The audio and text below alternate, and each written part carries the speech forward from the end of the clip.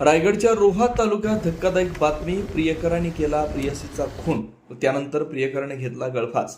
हत्येची बातमी समजताच रोहा शहरात एकच खळबळ. हत्या करणारा प्रियकर रोहित पाटील व प्रेयसी तन्वी वाडकर हे दोघेही रोहा तालुक्यातील निडी गावचे रहिवासी. मुंबईला स्थलांतरित झालेल्या कुटुंबाच्या घराच्या साफसफाई निमित्त गेले असता दोघांमध्ये शाब्दिक वाद होऊन घडली घटना. 15 जूनच्या रात्रीची घटना. घटनेची माहिती मिळताच घटनास्थळी उपविभागीय अधिकारी प्रसाद गोकुळे व पोलीस निरीक्षक मारुती पाटील व स्टाफ दाखल. सदर घटनेचा पंचनामा करून दोन्ही मृतदेह रोहा उपजिल्हा रुग्णालय इथं शवविच्छेदनाकरता हलवण्यात आले.